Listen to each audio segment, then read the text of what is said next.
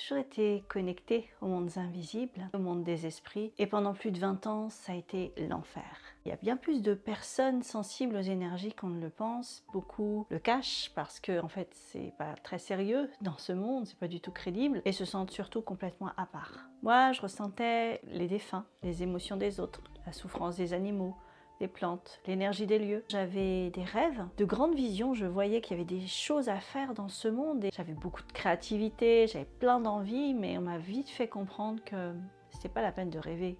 Je me sentais seule, je me sentais inutile, j'avais l'impression d'être nulle. Je pleurais tout le temps, je me sentais super mal. Je passais mes journées à manger du chocolat, à manger des chips en cachette et je me posais la question toujours la même. Qu'est-ce que je fais sur Terre? Je me suis adaptée en essayant de comprendre les autres, de regarder leur vie à travers leurs lunettes, de comprendre leur psychologie. J'avais l'impression d'être folle parfois, j'étais perdue, alors que j'avais plein d'informations qui me venaient sur tout, sur les gens, sur les situations, sur plein de choses. Et la vie, en fait, a voulu que je me réveille parce qu'à un moment donné, elle m'a envoyé des électrochocs de plus en plus forts. Seulement, je replongeais à chaque fois et j'ai accumulé des effondrements, des ruptures, des violences, des deuils, des trahisons. Et à chaque fois, c'était vraiment extrême. Jusqu'à ce moment où j'ai crié à l'univers, mais qu'est-ce que je fais là? Montre-moi la route, c'est quoi ma mission? Qu'est-ce que je fous là? La réponse est tombée. Elle était très claire, évidente même, puisque j'avais la réponse sous les yeux depuis toujours. J'étais médium, mais je voulais pas l'admettre, parce que déjà je ne savais pas ce que c'était que d'être médium, concrètement, parce que quand on vit de l'intérieur, on ne sait pas. J'ai assumé.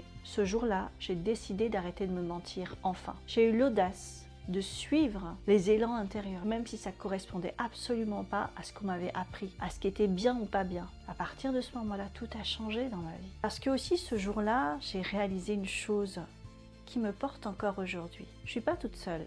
Il y a plein d'autres personnes qui souffrent ou se posent des questions sur leur sensibilité. Ils ne savent pas trop quoi faire de ces choses-là, alors qu'elles ont des dons extraordinaires en elles. Et ça, c'est plus possible. Moi, je rêve d'un monde où l'être humain retrouve sa connexion avec le monde subtil, avec ce qu'on appelle le monde sacré aussi. Un monde où on saura enfin réconcilier le rationnel, l'intuition. Parce qu'à l'heure où l'intelligence artificielle remet tout en question dans nos vies, on a besoin plus que jamais de se reconnecter à l'intelligence du vivant pour être une humanité unie et qu'on puisse avancer ensemble avec nos différences. Qu'on a beaucoup à s'apporter. Alors justement aujourd'hui, je participe à un concours pour monter sur scène à la journée de l'audace à Genève en novembre prochain pour porter ce message. Et si ça résonne pour toi, like, commente, partage à maximum de personnes et dis-moi en commentaire est-ce que toi aussi tu ressens les énergies. Je m'appelle Narissa, je suis entrepreneur, alchimiste du vivant, médium et je te dirai ceci, ne laisse jamais personne